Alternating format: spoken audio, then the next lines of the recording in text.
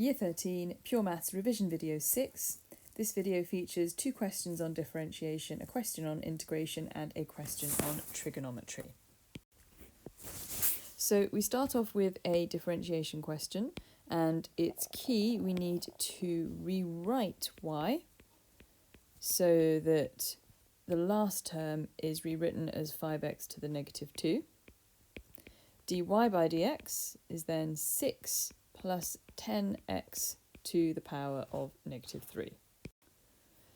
So our second differentiation question involves differentiation by first principles. So we're going to make use of the result that f dash x is equal to the limit as h approaches 0 of f of x plus h minus f of x all over x plus h minus x. The limit as h approaches 0 of the gradient of the chord between 2 points on the curve. So f of x is equal to x cubed, and f of x plus h is equal to x plus h all cubed, which we can expand either by expanding 3 brackets or using a binomial expansion. We get x cubed plus 3x squared h plus 3xh squared plus h cubed. So our gradient function is the limit as h approaches 0 of, let's start with this bit here, x cubed plus 3x squared h plus 3xh squared plus h cubed. Then we want to subtract f of x, so subtract x cubed, and that's all over x plus h minus x, which is just, of course, h. So let's evaluate the numerator, simplifying it where possible. X cubed subtract x cubed. So we then have 3x squared h plus 3xh squared plus h cubed all over h. And we can divide through each term in the numerator by h. So this gives us 3x squared plus 3xh plus h squared. And of course, as h approaches 0, this term will approach 0, this term will approach 0, and this is the only term that doesn't feature h, so will be unaffected by h approaching 0, which means the limit is 3x squared, as required. So in our integration question, we have to, for part 1, show that f of x, which is going to be this polynomial 4x cubed minus 12x squared minus x plus 3, has a factor of x minus 3, so I'll very simply evaluate f of 3. So that's 4 multiplied by 27 minus 12 multiplied by 9 minus 3 plus 3, and that will equal 0. So by the factor theorem, this implies that x minus 3 is a factor of f of x. And then part 2, we have the curve y equals 4x cubed minus 12x squared minus x plus 3. Find the coordinates of the points where it crosses the x-axis. So you can see from the graph there are 3 points of intersection with the x-axis, at all of which y equals 0. So if we set y equal to 0, we then have to solve this cubic equation.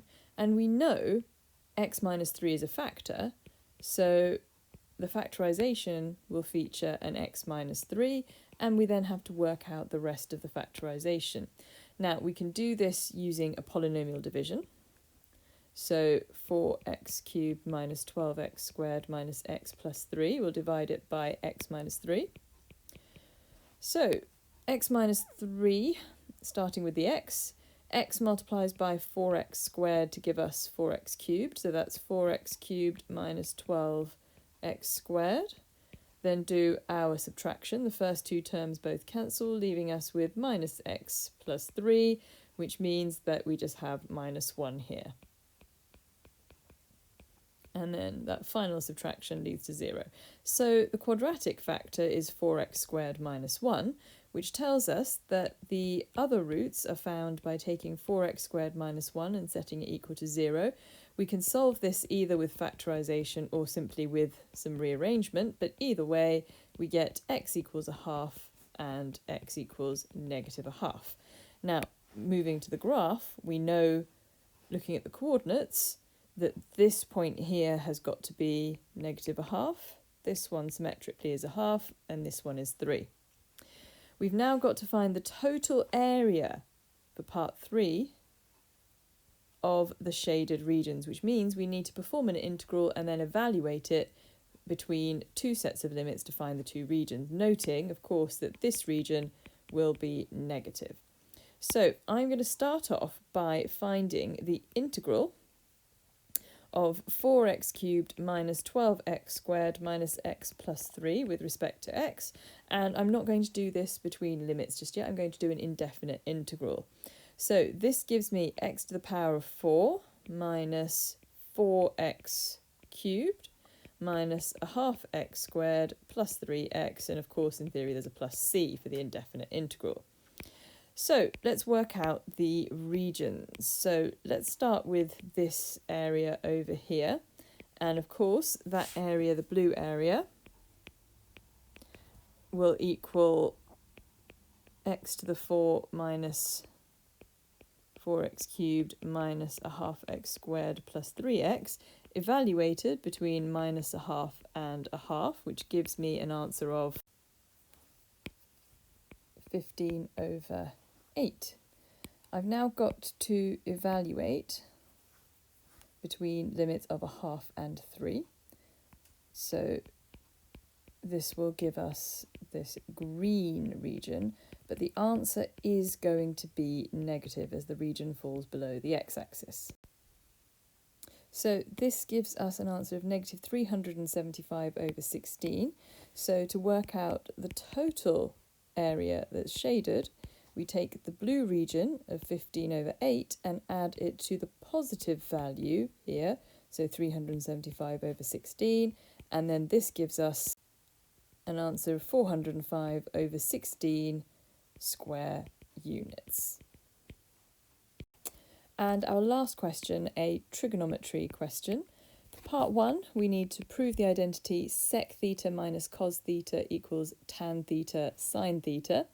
So I'm going to start with the left-hand side because it looks a little bit more complex than the right-hand side. And I'm going to break it down and show that I can rewrite it as the right-hand side. So sec is 1 over cos. So I can rewrite this as 1 over cos theta minus cos theta. This can then be written as 1 minus cos squared theta over cos theta. And then 1 minus cos squared theta is sine squared theta, so sine squared theta over cos squared theta. And of course we can then split this up as sine theta over cos theta multiplied by sine theta, which is tan theta sine theta as required.